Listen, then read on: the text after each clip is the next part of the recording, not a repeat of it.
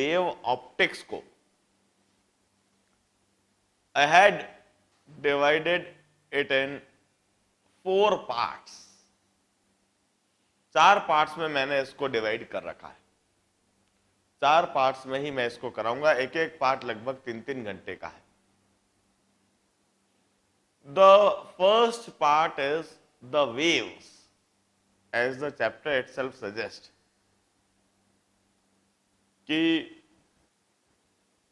Wave optics में waves का काफी ज्यादा इस्तेमाल होना। मुझे नहीं पता आपको वेव्स के बारे में कितना पता है, कितना नहीं पता है, कितना पढ़ रखा है या कितना नहीं पढ़ रखा है। वेव्स से रिलेटेड जितनी इंफॉर्मेशन इस चैप्टर में जरूरी है वह सारी इंफॉर्मेशन मैं अभी दूंगा। वेव्स के बारे में जितनी जरूरी बातें हैं वह सभी बात मैं पहले सिखाऊंगा 3 घंटे में। The second part of the chapter is the basic introduction, कि आखिर इस चैप्टर को हम पढ़ क्यों रहे हैं। इनफैक्ट इसको मैं पहले करा दूंगा। Why do we need this chapter, इस चैप्टर को इसका वेटेज क्या है और क्यों पढ़ना जरूरी है, क्या हिस्टोरिकल इंपॉर्टेंस है। यह जो इंट्रोडक्शन और हिस्टोरिकल इंपॉर्टेंस में बता रहा हूं, यह भी एक बहुत इंपॉर्टेंट पार्ट है, बिकॉज इसकी हिस्ट्री पर से ऑब्जेक्टिव्स आते हैं और इसकी हिस्ट्री जानकर ही इस चैप्टर की आगे की थ्योरी समझी जा सकती है। जब तक वो हिस्ट्री नहीं पता हो तो जगह जगह पर हम जो सवाल उठाते हैं कि आखिर ऐसा हुआ क्यों, आखिर ऐसा करा क्यों। And the third part of the chapter is the basic, मतलब इस चैप्टर की थ्योरी। इस चैप्टर की थ्योरी तो मात्र 3 घंटे की, लेकिन उस 3 घंटे की थ्योरी को समझने के लिए हमें पहले 3 घंटे का इंट्रोडक्शन समझना जरूरी है, फिर 3 घंटे का वेव्स टॉपिक समझना जरूरी है, फिर उसके बाद वह 3 घंटे की थ्योरी देखी जानी चाहिए, तब वह परफेक्टली समझ में आती है। And the fourth part of the chapter is the numerical problems. 3 घंटे में अलग अलग तरह के न्यूमेरिकल प्रॉब्लम्स कराऊंगा, बेसिक लेवल से लेकर हाई लेवल तक के, जेई लेवल तक के सारे न्यूमेरिकल प्रॉब्लम्स कराने के बाद 12 घंटे के अंदर इस चैप्टर को पूरी तरह से मैं कंप्लीट करा पाऊंगा। 5-5.5 घंटे में आज ही इस्तेमाल कर लूंगा और इसके बाद 2 दिन में इस चैप्टर को पूरी तरह से कंप्लीट कराऊंगा। अब देखिए, अबाउट दिस चैप्टर, पहला 3 घंटा या 4 घंटा थोड़ा बोरिंग लगेगा और समझने में भी थोड़ा ऐसा लगेगा, थोड़ा अटपटा टाइप का वेव्स वाला पार्ट, लेकिन जरूरी है।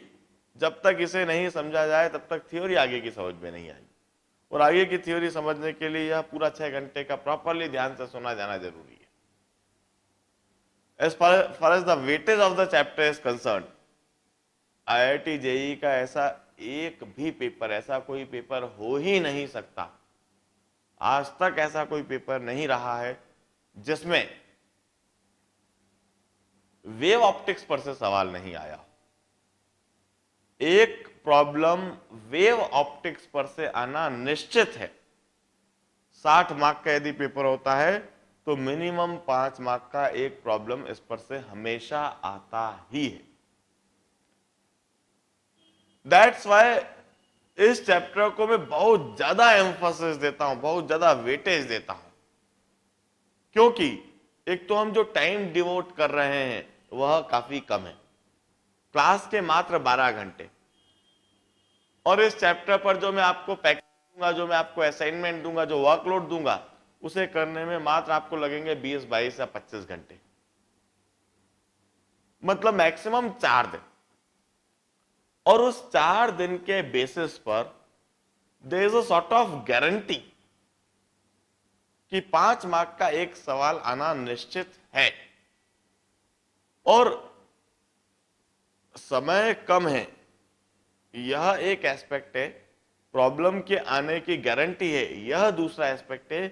तीसरा इस चैप्टर के साथ एक और पॉजिटिव एस्पेक्ट है, that is the chapter is limited यह चैप्टर अनलिमिटेड नहीं है, लिमिटेड है। What do I mean by this limited word? जैसे मैकेनिक्स है, मैकेनिक्स अनलिमिटेड, आप कितना भी पढ़ो, कितना भी दो, लेकिन मैं एक सवाल ऐसा दे सकता हूं जो सवाल को आप हिला भी नहीं पाओगे। अनलिमिटेड कंसेप्ट है उसके, कितना भी पढ़ लिया जाए कभी खत्म नहीं होता, वो चलता ही जाता है, चलता ही जाता है। चाहो तो आप उसको 2 साल तक पढ़ते रहो, सिर्फ एक ही टॉपिक को, लेकिन फिर भी खत्म नहीं होगा। खास बात वेव ऑप्टिक्स की यह है कि यह एक लिमिटेड टॉपिक है। इनफैक्ट न केवल वेव ऑप्टिक्स बल्कि पूरा ऑप्टिक्स ही एक लिमिटेड है। कंसेप्ट और फंडामेंटल्स एक पर्टिकुलर लिमिट के बियॉन्ड नहीं जाते हैं। आईआईटी जेईई में आने वाला प्रॉब्लम जो मैं बता रहा हूं उन्हीं में से कहीं से सिमट के आएगा, इससे बाहर कोई फंडे नहीं जा सकते। और एक और इस चैप्टर की खास बात है, चैप्टर में सिली मिस्टेक्स होने के चांसेस काफी कम होते हैं। कंसेप्चुअल मिस्टेक हो सकती है, सिली मिस्टेक नहीं होती। चैप्टर के प्रॉब्लम्स में कभी कोई हैवी कैलकुलेशन नहीं होता है। इसी वजह से इस चैप्टर को भले ही थोड़ा बोरिंग है, लेकिन करा जाना चाहिए। कम समय, लिमिटेड टॉपिक, गारंटेड प्रॉब्लम, और 100% आप पूरी थ्योरी सुन लोगे तो ऐसा हो नहीं सकता कि आप प्रॉब्लम को अटेम्प्ट नहीं करो, या आपको प्रॉब्लम समझ में नहीं आए, या आप प्रॉब्लम क्लिक नहीं हो उसका सॉल्यूशन। आप प्रॉब्लम पढ़ोगे, आपको समझ में आएगा, आपको सॉल्यूशन भी पता होगा, आप सॉल्व भी करोगे और आप सही भी करोगे। इस तरह की इस चैप्टर में गारंटी होती है। इसी वजह से इस चैप्टर को करा जाना चाहिए। एक और बात, मैं ऑप्टिक्स भले ही बोल रहा हूं, लेकिन इस पर्टिकुलर चैप्टर का इसके पहले जो भी कुछ मैंने पढ़ाया रे ऑप्टिक्स, उससे कोई खास लेना देना नहीं है। यह अपने आप में एक इंडिपेंडेंट टॉपिक है, एक इंडिपेंडेंट चैप्टर है। इस चैप्टर में पिछले चैप्टर का नॉलेज हो या नहीं हो कोई फर्क नहीं पड़ता है।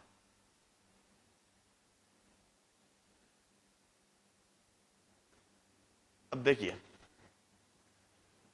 regarding the nature of light ray, the nature of light energy, sun actually क्या रेडिएट कर रहा है, क्या चीज सन से अर्थ तक प्रोपोगेट कर रही है, क्या चीज हम रिसीव कर रहे हैं। काफी लंबी इस पर चर्चाएं चली है, काफी ज्यादा इस चीज पर डिस्कशन चला है, काफी सारी थ्योरी इसे एक्सप्लेन करने के लिए सजेस्ट की गई है। Out of them, the most recognized and the most accepted one was Newton's corpuscular theory. हाँ, स्क्रीन, अच्छा एक मिनट, कौन से हॉल में, कौन सा हॉल है? 201। कौन? ज्ञानेश्वर, गौरव को बुला के बात करो इस समय।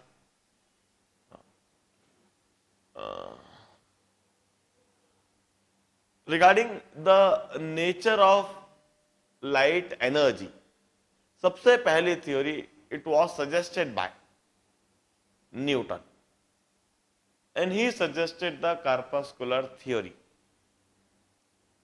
He suggested the particle nature of light. उसने कहा था सन पार्टिकल्स एमिट कर रहा है।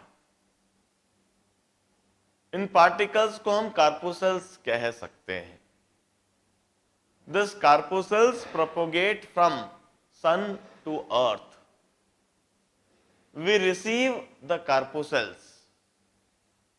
These corpuscles are energy carrier.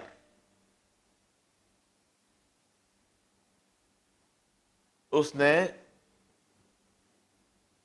जो कार्पुसेल्स वह कंसेप्चुअलाइज कर रहा था, उस कार्पुसेल्स के बारे में कई सारी बातें बताई।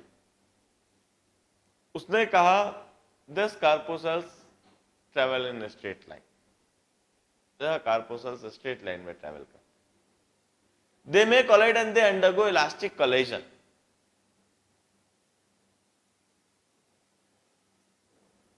These corpuscles have got different colors. These corpuscles have got different size. उन्हें कहा कार्पुसल्स का अलग अलग कलर होता है, इसी वजह से लाइट का अलग अलग कलर होता है। एक व्हाइट कलर का ऑब्जेक्ट व्हाइट कलर के कार्पुसल्स एमिट करता है, इसीलिए वह ऑब्जेक्ट व्हाइट दिखता है। एक येलो कलर का ऑब्जेक्ट येलो कलर के कार्पुसल्स एमिट करता है, इसीलिए वह ऑब्जेक्ट येलो दिखाई देता है। एक ग्रीन कलर का ऑब्जेक्ट ग्रीन कलर के कार्पुसल्स एमिट करता है, इसीलिए वह ग्रीन दिखाई देता है। यदि ऑब्जेक्ट बड़े कार्पुसल्स एमिट करेगा तो उन कार्पुसल्स के पास ज्यादा एनर्जी होगी, उस लाइट की इंटेंसिटी ज्यादा कही जाएगी। हम यह कह सकते हैं, न्यूटन ने कहा था 100 वाट का बल्ब बड़े कार्पुसल्स एमिट करेगा, 40 वाट का बल्ब छोटे कार्पुसल एमिट करेगा। क्योंकि 40 वाट का बल्ब छोटे कार्पुसल एमिट कर रहा है, इसीलिए वो 40 वाट का है, और 100 वाट का बल्ब चूंकि बड़े कार्पुसल एमिट कर रहा है, इसीलिए वो ज्यादा वाटेज का है, 100 वाट का। कार्पुसल्स को की साइज को उनने एनर्जी से रिलेट करा। उसने कहा उस समय लाइट के बारे में 4 फिनोमेना पता थे, पहले भी मैंने आपको बताया। एक तो रेक्टिलिनियर प्रोपोगेशन ऑफ लाइट। तो न्यूटन ने कहा कि कोई सा भी ऑब्जेक्ट, कोई सी भी बॉडी जब कार्पुसल्स एमिट करता है तो यह कार्पुसल्स स्ट्रेट लाइन में ट्रेवल करते हैं, और चूंकि कार्पुसल्स स्ट्रेट लाइन में ट्रेवल करते हैं, इसीलिए रेक्टिलिनियर प्रोपोगेशन ऑफ लाइट रहे। दूसरा फिनोमेना पता था, reflection of light ray. Mirror से टकराने पर लाइट रे का रिफ्लेक्शन होता है। वाटर सरफेस, किसी ट्रांसपेरेंट सरफेस से टकराने पर a fraction of light ray gets reflected. तो न्यूटन ने कहा कि जो कार्पुसल से, सिंस दे में अंडरगो इलास्टिक कोलिजन, तो इलास्टिक कोलिजन की वजह से ही रिफ्लेक्शन फिनोमेना होता है, दिखता है।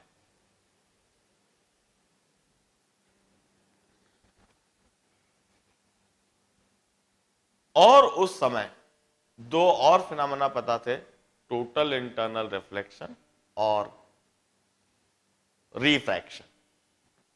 न्यूटन ने समहाउ किसी तरह से अपनी कार्पस्कुलर थ्योरी के द्वारा, अपने कार्पुसल्स के द्वारा, अपने कार्पुसल्स का नेचर इस तरह से डिस्क्राइब करा, उन्हें डिस्क्राइब करते हुए यह सभी फिनोमेना प्रॉपरली एक्सप्लेन करे, प्रॉपरली जस्टिफाई करे। न्यूटन उस समय रॉयल सोसाइटी का मेंबर था। उस समय उसको रॉयल सोसाइटी का फुल सपोर्ट मिल चुका था। न्यूटन अपनी इस थ्योरी के पहले फिजिक्स के लिए काफी कुछ कंट्रीब्यूट कर चुका था। लॉस ऑफ मैकेनिक्स के अलावा भी ढेर सारे काम न्यूटन ऑलरेडी कर चुका था। और उस समय तक न्यूटन की बात फिजिक्स से रिलेटेड यदि कुछ हो तो उसे ब्रह्म वाक्य माना जाता था। यह माना जाने लगा था कि न्यूटन कुछ गलत कहता ही नहीं है। न्यूटन फिजिक्स के लिए ही हुआ है, physics is for Newton and Newton is for physics, दोनों एक दूसरे के लिए बने, ऐसा माना जाता था। और जब न्यूटन ने यह अपनी कार्पस्कुलर थ्योरी सजेस्ट करी, बात 1795 की है। जब न्यूटन ने अपनी यह थ्योरी सजेस्ट करी तो इस थ्योरी को किसी ने चैलेंज नहीं करा। चैलेंज नहीं करने की 2 वजह थी। एक तो न्यूटन की थ्योरी में अपेरेंटली कोई गलती दिख नहीं रही थी, यह तो छोटी वजह थी। ज्यादा बड़ी वजह यह थी कि न्यूटन उस समय रॉयल सोसाइटी का मेंबर था। और रॉयल सोसाइटी से कोई पंगा नहीं लेना चाहता। रॉयल सोसाइटी का मेंबर कुछ बोले तो हाजी हाजी होता था। और खास बात यही था उस समय कि न्यूटन की कॉर्पस्कुलर थ्योरी 1795 में एक्सेप्ट की गई, मानी गई, एप्रिशिएट की गई। खास बात, न्यूटन ने अपनी कॉर्पस्कुलर थ्योरी एक्सप्लेन करते समय एक ऐसा स्टेटमेंट दिया था जिस स्टेटमेंट को अभी यदि आपके सामने बोला जाए, अभी यदि आपको बताया जाए, तो आप फ्लैटली उसको इग्नोर कर दोगे, फ्लैटली रिजेक्ट कर दोगे और न्यूटन की कॉर्पस्कुलर थ्योरी पर उसी समय क्वेश्चन मार्क खड़ा कर दोगे। आप उसी समय बोल दोगे कि कहीं ना कहीं कुछ ना कुछ गड़बड़ है, न्यूटन ने गलत कहा। लेकिन खास बात, जब न्यूटन ने यह बात कही थी उस समय न तो फिजिक्स उतनी डेवलप्ड थी, न साइंस उतनी डेवलप्ड थी कि उसकी उस गलती को पकड़ा भी जा सके। कोई वह गलती उस समय पकड़ ही नहीं पाया। और खास बात, न्यूटन ने जो स्टेटमेंट दिया था, मैंने बताया है आपको, न्यूटन ने एक पतली सी बुक लिखी थी, उस बुक का टाइटल ही ऑप्टिक्स है, और उस ऑप्टिक्स बुक में ही उसने यह सब चीज लिखी है, अपनी कॉर्पस्कुलर थ्योरी, कॉर्पुसल्स के बारे में, कॉर्पुसल्स का नेचर, और साथ में यह सभी फिनोमेना प्रूव करें। न्यूटन ने कॉर्पस्कुलर थ्योरी में एक जगह पर कंक्लूड करा है किसी तरह से, that the velocity of light is more in denser medium, while the velocity of light is less in rarer medium. यह बात 1795 में न्यूटन ने अपनी कॉर्पस्कुलर थ्योरी में कंक्लूड करी है। यह बात 1795 में न्यूटन ने कॉर्पस्कुलर थ्योरी में कही है। उस समय किसी के पास ऐसा कोई मेथड नहीं था, कोई डिवाइस नहीं था, कोई इंस्ट्रूमेंट नहीं था, कोई तरीका नहीं था कि लाइट की वेलोसिटी को मेजर करा जा सके। क्या रेयरर मीडियम, क्या डेंसर मीडियम, कोई सा भी मीडियम हो, किसी भी मीडियम में लाइट की वेलोसिटी मेजर करने का उस समय तरीका ही नहीं पता। और जब किसी ने लाइट की वेलोसिटी मेजर नहीं की, कोई उस वेलोसिटी से चला नहीं, तो न्यूटन के उस स्टेटमेंट को किस बेसिस पर चैलेंज करा जा सके? किसी को वो गलत स्टेटमेंट लगा ही नहीं, किसी को उस स्टेटमेंट पर कोई ध्यान गया ही नहीं।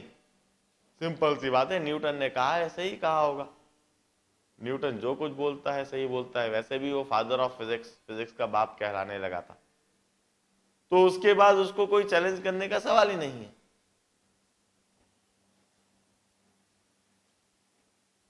न्यूटन के ही समय, न्यूटन के ही पैरेलल, न्यूटन का ही contemporary, there was another person named Huygens. Huygens suggested an alternative concept. Huygens, जो उस समय थोड़ा बूढ़ा था, न्यूटन से काफी ज्यादा एक्सपीरियंस, काफी ज्यादा लर्नेड था, लेकिन कहीं किसी सोसाइटी का मेंबर नहीं था, एक आम आदमी के समान था, एक लोकल पर्सन था। हाइजन ने एक ऑल्टरनेटिव कंसेप्ट, एक ऑल्टरनेटिव अप्रोच सजेस्ट करा। उसने कहा हो सकता है पार्टिकल नेचर नहीं हो सकता है वेव नेचर हो सकता है सन वेव्स एमिट कर रहा हो सकता है वेव्स ही सन से अर्थ तक प्रोपोगेट कर रही, हो सकता है वेव्स ही हम लोग रिसीव कर रहे हैं, वेव्स ही एनर्जी कैरियर। हाइजन ने कहा कि यह जो लाइट की वेव है, इसकी वेवलेंथ इतनी कम है कि यह ऑलमोस्ट स्ट्रेट लाइन में ट्रेवल करती हुई दिखती है। हाइजन ने कहा, उस समय हाइजन ने भी कुछ गलत कंसेप्ट दिए थे, लेकिन हाइजन के वह गलत कंसेप्ट भी ध्यान से सुनना जरूरी है। हाइजन ने कहा कि कोई भी लाइट हो उसकी वेवलेंथ अलग अलग होगी, और लाइट की वेवलेंथ अलग अलग होने से उसका कलर अलग अलग होगा। हाइजन ने कहा wavelength governs the colour of the light रे, कलर ऑफ द लाइट रे depend on the wavelength of the light रे। डेफिनेटली यह एक गलत कंसेप्ट है, मैंने आपको पहले ही बताया। Colour is not a characteristic property of wavelength, it's a characteristic property of frequency. लेकिन उस समय हाइजन ने कलर को वेवलेंथ से कैरेक्टराइज करा था। 1795 की ही बात बता रहा हूं या उसके आसपास की।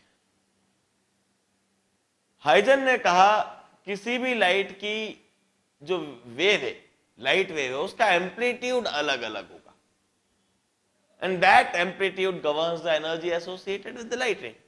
ज्यादा एम्पलीट्यूड मतलब ज्यादा एनर्जी, कम एम्पलीट्यूड मतलब कम एनर्जी। हाइजन ने कहा कि यह वेव कहीं पर भी टकरा के लौट सकती है, रिफ्लेक्शन हो सकता है। यह वेव एक मीडियम से दूसरे मीडियम में पेनिट्रेट करती है, इसलिए रिफ्रैक्शन हो सकता है, और इसका टोटल इंटरनल रिफ्लेक्शन भी हो सकता है। हाइजन ने भी अपनी वेव थ्योरी के द्वारा, अपने वेव नेचर के द्वारा वह सभी बातें लाइट के बारे में एक्सप्लेन कर दी जो उस समय पता थी। रेक्टिलिनियर प्रोपोगेशन ऑफ लाइट रे भी एक्सप्लेन कर दिया, रिफ्लेक्शन ऑफ लाइट रे भी एक्सप्लेन कर दिया, रिफ्रैक्शन ऑफ लाइट रे भी एक्सप्लेन कर दिया, और टोटल इंटरनल रिफ्लेक्शन भी एक्सप्लेन कर दिया, और लाइट के बारे में काफी कुछ बातें उन्हें बता दी। लेकिन हाइजन की किसी ने नहीं सुनी। वही बात, कहां राजा भोज कहां गंगू तेली। हाइजन गंगू तेली के समान था, और राजा भोज रॉयल सोसाइटी का मेंबर था, और यदि रॉयल सोसाइटी का मेंबर कुछ बोल रहा है तो उसके सामने इसकी बात सुनने का सवाल ही नहीं।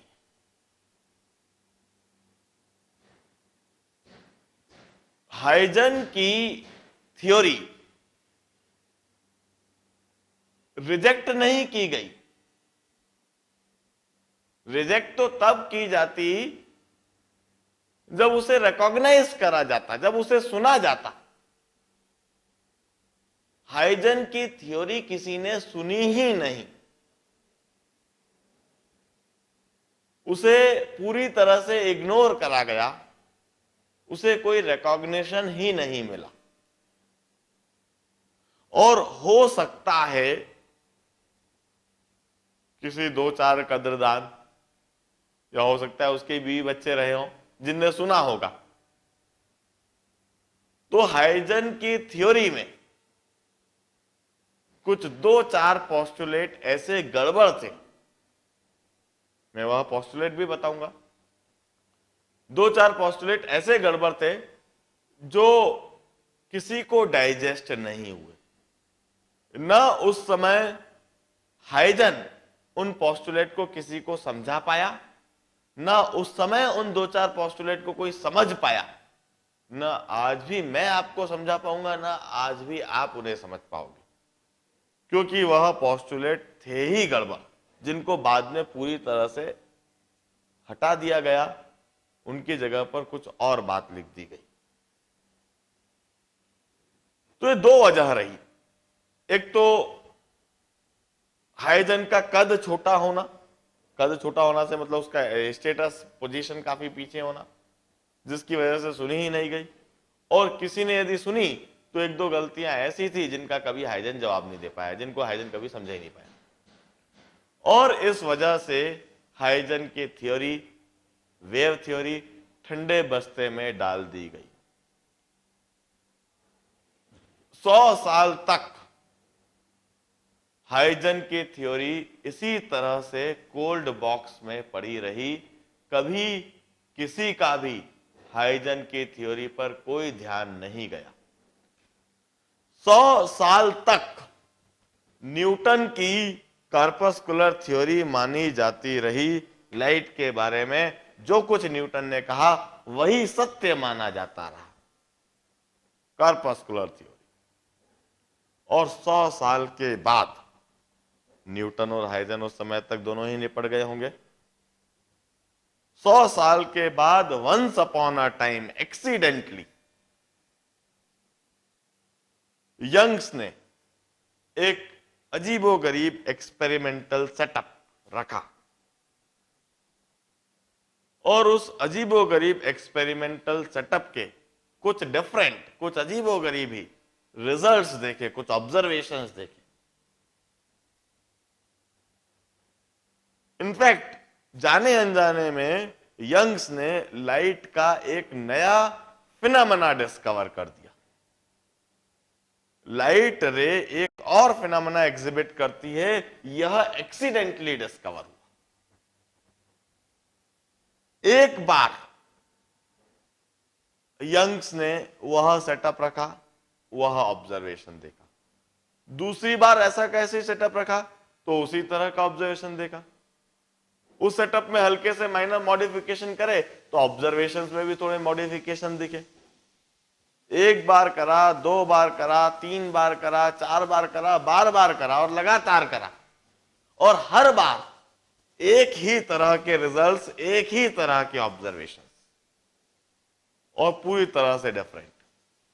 उन रिजल्ट्स और ऑब्जर्वेशंस को देखकर यंग्स ने उस एक्सपेरिमेंट को सभी को डेमोन्स्ट्रेट करा कि देखिए यह लाइट का एक और नया फिनोमेना है, यह एक और चीज होती हुई दिख रही है जो इसके पहले ना कभी किसी ने देखी है, ना कभी इसके बारे में किसी ने जिक्र करा है।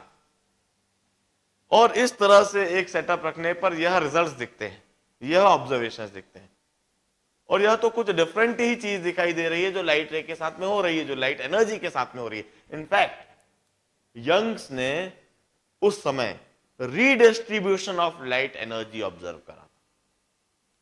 जैसे यह बोर्ड यूनिफॉर्मली इल्यूमिनेटेड है, यूनिफॉर्मली लाइट रे इस पर इंसिडेंट हो रही है, इससे यूनिफॉर्मली डाइवर्ज हो रही है और बिल्कुल यूनिफॉर्म इल्यूमिनेशन हो रहा है। जरा सोचिए कि इसी तरह से 2 लाइट में चालू कर दूं, 2 बल्ब जला दूं, और यह बोर्ड यूनिफॉर्मली इल्यूमिनेट होने के बजाय इस पर ब्राइट और डार्क स्पॉट्स बन जाए, या ब्राइट और डार्क इस तरह की धारियां बन जाए, एक बहुत ज्यादा ब्राइट धारी, फिर एक बिल्कुल डार्क आ गई, फिर ब्राइट, फिर डार्क, और इस तरह से इंटेंसिटी वेरिएशन दिखने लगे, लाइट एनर्जी का रीडिस्ट्रीब्यूशन दिखने लगे।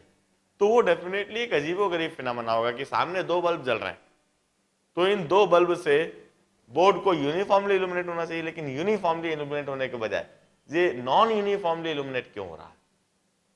एक तरफ लाइट एनर्जी ज्यादा हो रही है, एक तरफ बहुत कम हो रही है, फिर एक तरफ ज्यादा, फिर एक तरफ बहुत कम। तो आखिर ऐसा क्यों हो रहा है? इनफैक्ट ऐसा ही यंग्स ने देखा। यंग्स ने 2 स्लिट को लेकर यह एक्सपेरिमेंट करा था, डबल स्लिट एक्सपेरिमेंट कहते हैं। यंग्स ने उस डबल स्लिट एक्सपेरिमेंट को सभी को डेमोन्स्ट्रेट कराया कि देखिए यह सेटअप है, यह ऑब्जर्वेशन है। और यंग्स के उस डबल स्लिट एक्सपेरिमेंट को देखकर न्यूटन्स कॉर्पस्कुलर थ्योरी के जितने भी सपोर्टर थे, जितने भी समर्थक थे, देखते रह गए। कुछ समझ में नहीं आया, कुछ बोलते नहीं बना। न्यूटन ने अपनी कॉर्पस्कुलर थ्योरी में ऐसा एक भी पोस्टुलेट नहीं लिखा था जिस पोस्टुलेट के द्वारा इस एक्सपेरिमेंट को, इस ऑब्जर्वेशन को एक्सप्लेन करा जा सके। मुंह खुले के खुले रह गए, कुछ बोलते नहीं बना, कुछ समझ में ही नहीं आया कि क्या हो रहा है, क्यों हो रहा है। Newton's corpuscular theory failed to explain that phenomena, to explain that experiment and its results. It was the first blow to Newton's corpuscular theory. और खास बात यह नहीं है कि न्यूटन की कॉर्पस्कुलर थ्योरी फेल हुई, बल्कि जब न्यूटन की कॉर्पस्कुलर थ्योरी फेल हो गई, नहीं समझ, उसी समय वहीं पर बैठे जो उस एक्सपेरिमेंट को देख रहे थे, जिनके सामने डेमोन्स्ट्रेशन चल रहा था, उसी समय उनमें से कई का ध्यान हाइजन की वेव थ्योरी पर गया कि एक और थ्योरी है जो काफी समय से इग्नोर्ड है, जिसको कभी किसी ने ध्यान ही नहीं दिया है, वेव थ्योरी। चूंकि इस तरह का फिनोमेना तो वेव्स के साथ में, मैकेनिकल वेव्स के साथ में होता है, मैकेनिकल वेव्स के साथ में रीडिस्ट्रीब्यूशन ऑफ एनर्जी होता है, तो उनने कहा कि हो सकता है उस वेव थ्योरी के द्वारा इस फिनोमेना को एक्सप्लेन करा जा सके। उसी समय हाइजेंस वेव थ्योरी, जो 100 साल से कोल्ड बॉक्स में पड़ी हुई थी, 100 साल से ठंडे बस्ते में पड़ी हुई थी, पहली बार लाइमलाइट में आई, पहली बार उसको रिकॉग्निशन मिला, उसको देखने की इच्छा हुई किसी की। उसी समय उन समर्थकों ने वेव थ्योरी में ढेर सारे मॉडिफिकेशन करे, ढेर सारे नहीं कहना चाहिए, कुछ छोटे छोटे मॉडिफिकेशन करे। जो बातें हाइजन नहीं समझा पाया था, जिन्हें वह एक्सप्लेन नहीं कर पाया था, जो बातें हाइजन के द्वारा कही गई थी और जो डाइजेस्ट नहीं हो रही थी, जो बड़े अटपटे पोस्टुलेट थे, उन्हीं पोस्टुलेट को उनने हटा दिया। उनकी जगह पर कुछ नया, कुछ डिफरेंट, जिसे समझाया जा सके, जिसे समझा जा सके, जो डाइजेस्टेबल था, ऐसे उसमें नए मॉडिफिकेशंस करे, उसमें कुछ रिनोवेशन करा, और न केवल उस यंग्स डबल स्लिट एक्सपेरिमेंट को एक्सप्लेन करा, बल्कि उस फिनोमेना को एक नया नाम भी दे दिया। And the name suggested was the phenomena of interference. The discovery of interference in 1895, it was the first blow to Newton's corpuscular theory. पहली बार पहला गाज गिरा था न्यूटन्स कॉर्पस्कुलर थ्योरी पर, and it was the first success of Huygens wave theory. 100 साल के बाद, तब तक तो हाइजन खुशी मनाने के लिए बचा भी नहीं था। 100 साल के बाद पहली बार हाइजन की वेव थ्योरी को रिकॉग्निशन मिला, पहली बार हाइजन की वेव थ्योरी लाइमलाइट में आई, पहली बार चर्चा का विषय बनी, क्योंकि हाइजन ने अपनी वेव थ्योरी में इसके पहले ही वह सभी बातें एक्सप्लेन कर दी थी जो न्यूटन ने एक्सप्लेन करी थी, वह सभी फिनोमेना एक्सप्लेन कर दिए थे जो न्यूटन ने एक्सप्लेन करे थे। एक नया फिनोमेना जो न्यूटन की कॉर्पस्कुलर थ्योरी एक्सप्लेन नहीं कर पाई, वह हाइजन की वेव थ्योरी ने एक्सप्लेन कर। हाइजन की वेव थ्योरी एक्सेप्ट की जाने लगी। अभी 1.5 साल भी नहीं बीता था, the second blow to Newton's corpuscular theory. This time the person was Fresnel.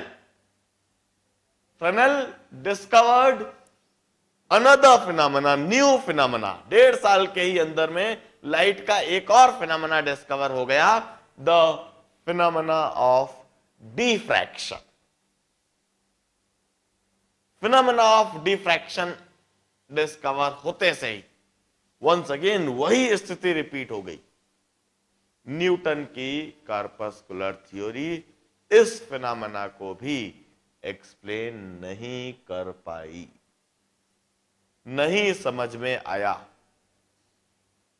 कि कैसे इसे एक्सप्लेन करें, क्योंकि न्यूटन के कार्पूसेल्स तो सीधे सीधे चलते थे, न दाएं देखते थे न बाएं देखते थे, बेंड होने का सवाल ही नहीं है, टकराते थे तो इलास्टिक कोलिजन कर सकते थे, रीडिस्ट्रीब्यूशन का या बेंडिंग का तो सवाल ही नहीं है। वंस अगेन यह जो नया फिनोमेना डिस्कवर हुआ डिफ्रैक्शन, न्यूटन की कार्पस्कुलर थ्योरी इसे भी एक्सप्लेन नहीं कर पाई। और खास बात यह नहीं था कि न्यूटन की कार्पस्कुलर थ्योरी एक्सप्लेन कर पाई, खास बात यह थी कि हाइजन की वेव थ्योरी ने once again successfully diffraction phenomena को भी एक्सप्लेन कर दिया। The second success of Huygens wave theory and the second failure and the second blow to Newton's corpuscular theory. अभी 2.5 साल भी पूरे नहीं बीते थे। 1895 के बाद अभी 1897 भी पूरी तरह से कंप्लीट नहीं हुआ था, 98 स्टार्ट नहीं हुआ था।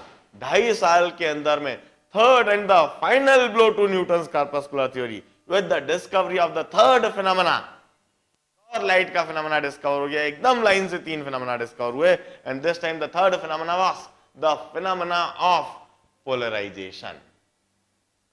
लाइट रे का पोलराइजेशन भी होता है, उस पोलराइजेशन फिनोमेना को डिस्कवर कर दिया गया।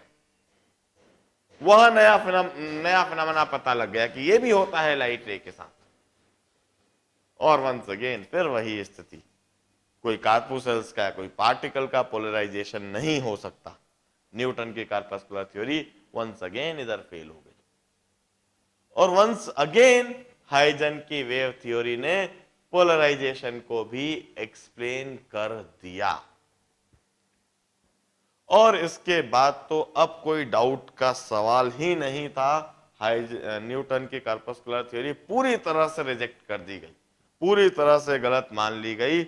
जो उस समय बुरी तरह से बहुत ज्यादा अप्रिशिएट हो रही थी, वह अब पूरी तरह से रिजेक्ट हो गई। और जिस हाइजन की वेव थ्योरी को इनिशियली कोई रिकॉग्निशन नहीं था, वह पूरी तरह से एक्सेप्ट कर ली गई, मान ली गई कि लाइट डेफिनेटली वेव्स ही होती है, सन वेव्स ही एमिट करता है, वेव्स ही हम तक पहुंचती हैं और वेव्स ही हम रिसीव कर रहे हैं। वे क्लाइमैक्स नहीं आया है। इनफैक्ट 10 साल ही हाइजन की यह वेव थ्योरी चल पाई थी। 1905 में एक और मेजर चेंज हुआ, एक और नया फिनोमेना डिस्कवर हो गया। This time the hero was Hallwachs, the phenomena was photo electric effect. 1905 में हॉलबach ने एक और नया फिनोमेना डिस्कवर कर दिया, फोटो इलेक्ट्रिक इफेक्ट। लाइट के द्वारा एग्जिबिटेड एक और डिफरेंट, एक और नया फिनोमेना। खास बात, इस बार स्थिति उलट गई। Interestingly this time Huygens wave theory failed to explain the recently discovered phenomena photoelectric effect। और हाइजन का फेलियर इतना इंपॉर्टेंट नहीं है, ज्यादा इंपॉर्टेंट है this time Newton's corpuscular theory could successfully explain this phenomena photoelectric effect. स्थिति पूरी तरह से उलट गई, पूरी तरह से हाइजन की वेव थ्योरी फेल हो गई इस फिनोमेना को एक्सप्लेन करने में, और न्यूटन की कार्पस्कुलर थ्योरी ने उसको एक्सप्लेन कर दिया कि इस तरह से होता है यह फिनोमेना। अभी तक कहीं पर भी आर्ग्यूमेंट्स नहीं थे, कहीं पर भी कोई झगड़े वाली बात नहीं थी। 1795 में न्यूटन हाइजन दोनों ने थ्योरी दी, हाइजन की बात सुनी भी नहीं गई, न्यूटन की बात मानी गई, कोई बात नहीं। हाइजन बूढ़ा व्यक्ति था, चलता है, न्यूटन उस समय रॉयल सोसाइटी में था, तो झगड़े वाली स्थिति नहीं बनी थी, सरेंडर हाइजन ने कर दिया था। 100 साल के बाद लड़ने के लिए ना तो हाइजन था ना न्यूटन था, किसको क्या फर्क पड़ रहा है, कुछ भी बात माना करो, कुछ भी होता रहे। न्यूटन की थ्योरी फेल हुई, हाइजन की थ्योरी मानी गई। ना खुशी मनाने के लिए हाइजन है, ना दुख मनाने के लिए न्यूटन। 10 साल तक वही स्थिति चलती रही। 1905 जब यह फोटो इलेक्ट्रिक इफेक्ट चालू हुआ, here starts the period of discussion, arguments. इधर से झगड़े वाली बातचीत चालू। अब किसे सही माना जाए, न्यूटन की कॉर्पस्कुलर थ्योरी को या हाइजन की वेव थ्योरी को? न्यूटन की कॉर्पस्कुलर थ्योरी सही मानते हैं तो ऐसे 3 फिनोमेना हैं जो हम कभी भी एक्सप्लेन नहीं कर पाएंगे, और हाइजन की वेव थ्योरी को यदि सही मानते हैं तो ये रिसेंटली डिस्कवर्ड फिनोमेना है, इसे हम कभी एक्सप्लेन नहीं कर पाएंगे। और यह सभी फिनोमेना लाइट रे ही एग्जिबिट करती है। 10 साल तक यह आर्ग्यूमेंट चलता ही रहा। 1915 तक यह आर्ग्यूमेंट इसी तरह से चलता रहा, और 1915 में इन आर्ग्यूमेंट्स को समाप्त करा 2 व्यक्तियों ने मिलकर, अल्बर्ट आइंस्टाइन और de Broglie. De Broglie suggested neither completely particle nature nor completely wave nature, it's dual nature। Light ray का पूरी तरह से पार्टिकल नेचर भी नहीं है, लाइट रे का पूरी तरह से वेव नेचर भी नहीं है। लाइट रे का इन दोनों का कॉम्बिनेशन, इन दोनों का कंबाइंड एक नेचर है। लाइट रे में पार्टिकल्स होते हैं, उन पार्टिकल्स को हम फोटॉन्स कहते हैं, लेकिन यह पार्टिकल्स, यह फोटॉन्स स्ट्रेट लाइन में ट्रेवल नहीं करते, यह वेव फॉर्म में ट्रेवल करते हैं। क्योंकि लाइट रे में, लाइट एनर्जी में फोटॉन्स नाम के पार्टिकल हैं, इसलिए पार्टिकल नेचर। और चूंकि यह फोटॉन्स वेव फॉर्म में प्रोपोगेट कर रहे हैं, इसलिए वेव नेचर। लाइट का ड्यूअल नेचर है। आइंस्टाइन ने उन फोटॉन्स की एनर्जी बता दी, डी ब्रोगली ने उस एनर्जी को लेकर उसकी वेवलेंथ बता दी। डी ब्रोगली इक्वेशन सजेस्ट कर दी, P equal to h by lambda कह दिया, momentum equal to h by lambda कह दिया। मोमेंटम होता है किसी मासिव पार्टिकल का, वेवलेंथ होता है किसी वेव का। यह मोमेंटम भी लाइट रे का है, यह वेवलेंथ भी लाइट रे का है, मतलब लाइट रे का पार्टिकल नेचर भी है, लाइट रे का वेव नेचर भी है। It's dual nature. Initially de Broglie ने dual nature of electromagnetic rays, dual nature of light rays कहा था। Later on he generalized it, उसने अपने कंसेप्ट को जनरलाइज कर दिया। उसने कहा it's not dual nature of only light ray, it's dual nature of whole universe. पूरा यूनिवर्स ड्यूअल नेचर पजेस करता है। कोई सा भी पार्टिकल सीधा सीधा चल ही नहीं सकता, हमेशा वेवलेंथ, वेव फैशन में चलेगा। एक कार यदि आपको रोड पर सीधी जाती हुई दिख रही है तो सीधी नहीं जा रही है, उसका भी कुछ वेवलेंथ है। Dual nature of universe. 1915 में लाइट रे का एग्जैक्ट नेचर धीरे धीरे डेवलप होना चालू हुआ, and right now we have got the perfect idea about the nature of light ray, about the behaviour of light ray. आज हमारे पास लाइट एनर्जी का, लाइट रे का एक परफेक्ट नेचर है, परफेक्ट बिहेवियर हमें पता है। और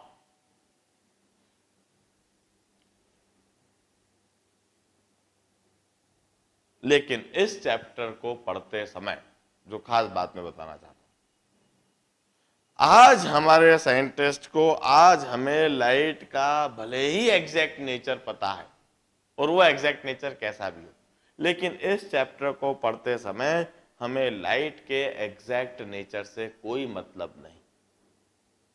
वेव ऑप्टिक्स पढ़ाते समय मैं पूरी तरह से उस पीरियड में रहूंगा जब हाइजन की वेव थ्योरी मानी जाती थी, वह अप्रिशिएट की जाती थी, वह सराही जाती थी। मैं पूरी तरह से बात करूंगा 1895 से 1905 तक की बात, जब हाइजन की वेव थ्योरी चल रही थी। उस समय हाइजन ने कई सारी गलत बातें भी कही थी। मैं उन सभी गलत बातों को भी सही मानूंगा और उन गलत बातों को लेकर ही इस चैप्टर को आगे पढ़ाऊंगा। उस समय क्या क्या चीज देखी, यंग्स ने क्या दिखाया, कैसे दिखाया, किसको दिखाया, किस तरह से दिखाया और उसको फिर कैसे एक्सप्लेन करा, मैं वही चीज देखूंगा। उस समय यदि हाइजन ने यह कहा कि, या हाइजन के समर्थकों ने कहा कि colour is a property of wavelength, तो हर जगह में कलर को कैरेक्टराइज करने के लिए वेवलेंथ का ही इस्तेमाल करूंगा, जबकि मैं जानता हूं colour is not a characteristic property of wavelength, it's a characteristic property of frequency. लेकिन फिर भी वो तो आज जानता हूं ना, उस समय वो लोग तो नहीं जानते थे। मैं 1895 से 1905 के बीच की बात पूरी पढ़ाता रहा। देखिए,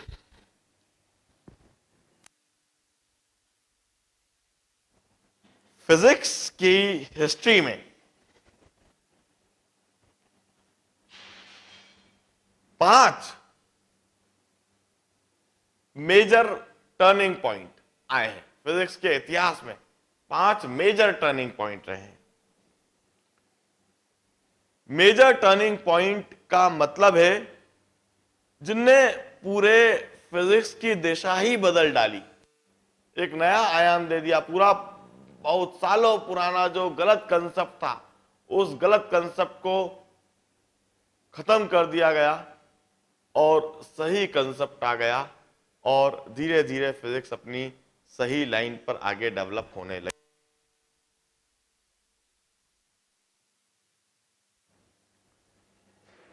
पांच मेजर टर्निंग पॉइंट हम कहते हैं। The first turning point is definitely Newton's loss of mechanics. 3 Newton के जो लॉ हैं, inertia of motion and rest, rate of change of momentum is force, to every action equal and opposite reaction, यह जो 3 law है, definitely they were the first turning point in the history of physics। क्योंकि एक नई दिशा मिल जाती है physics को। इसके पहले जो कई तरह की बातें, कई तरह की चीजें समझ में नहीं आती थी, वह सब समझ में आने लगी। पार्टिकल की मोशन समझ में आने लगी, फोर्स का इफेक्ट क्या है, ढेर सारी बातें आप स्वयं जानते हो कि आगे जाकर आपने 10 चैप्टर मैकेनिक्स के बना रखे हैं, इन्हीं तीनों लॉ पर जो चलते हैं।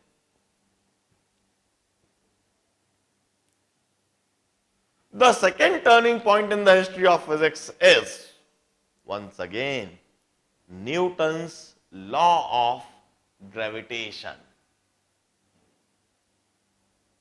न्यूटन्स लॉ ऑफ ग्रेविटेशन के पहले हजारों साल से माना जाता था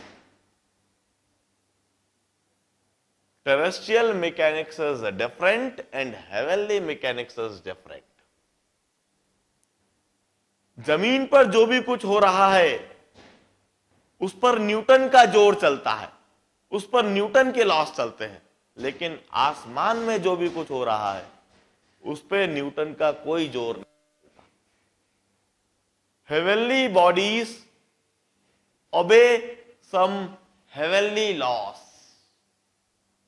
और उन हेवनली लॉस का न्यूटन से कोई लेना देना नहीं, न्यूटन के मैकेनिक्स से कोई लेना देना नहीं।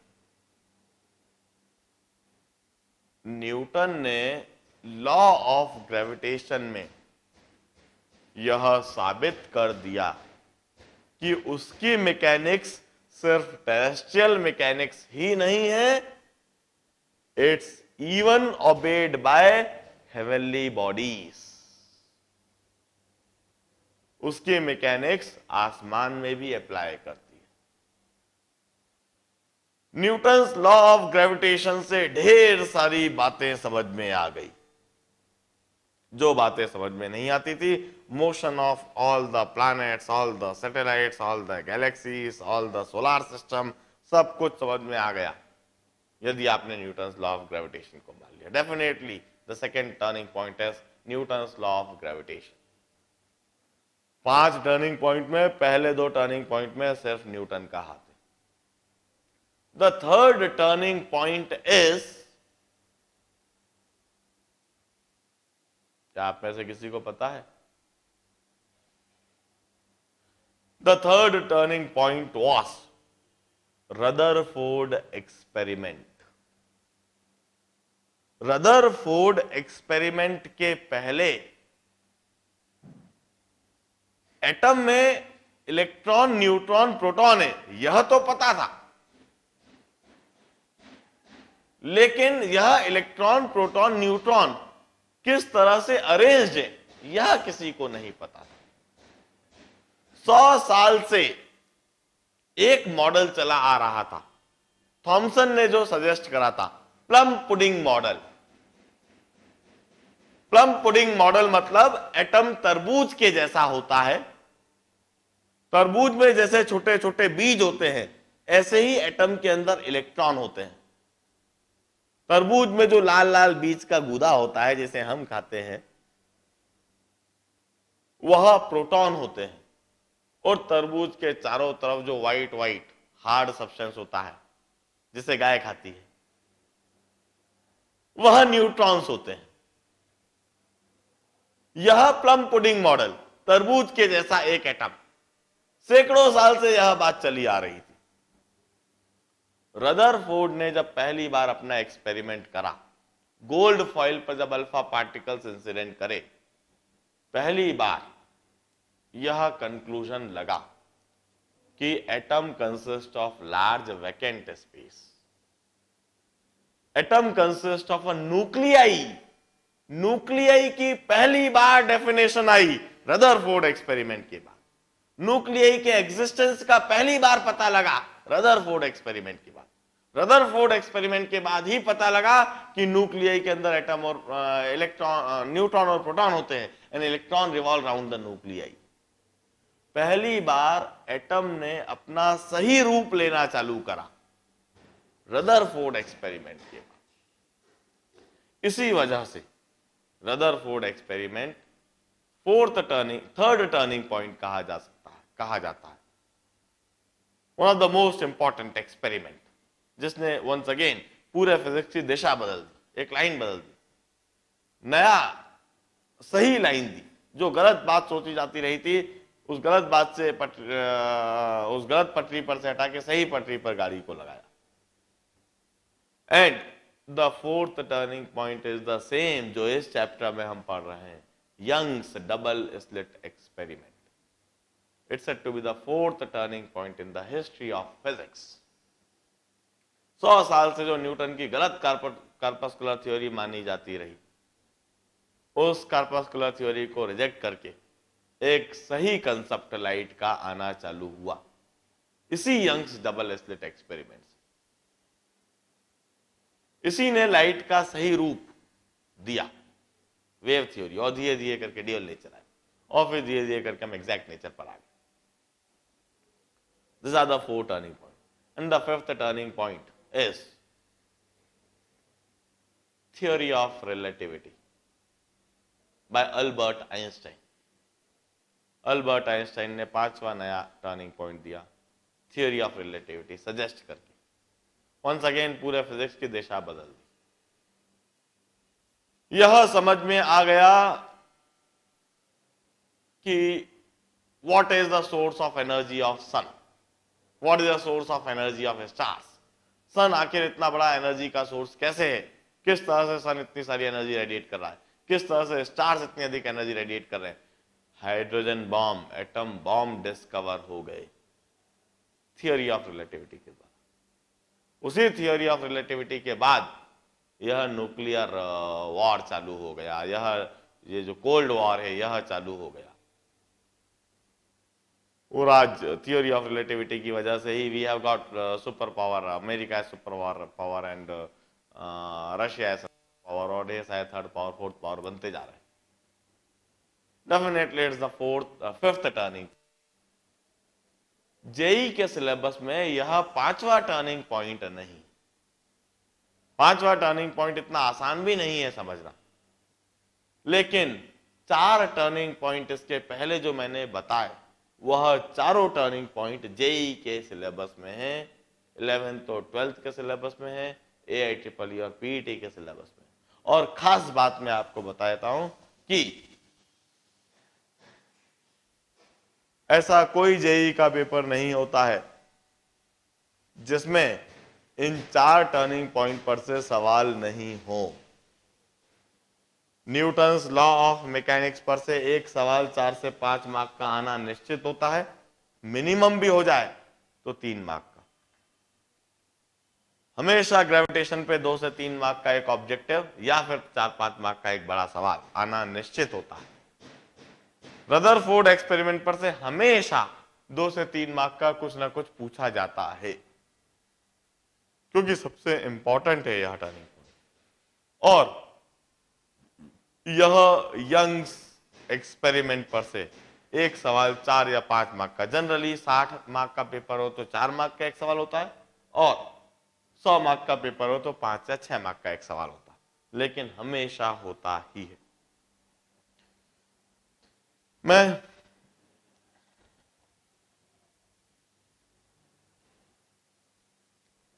अब वेव्स के बारे में बताना चालू करूंगा।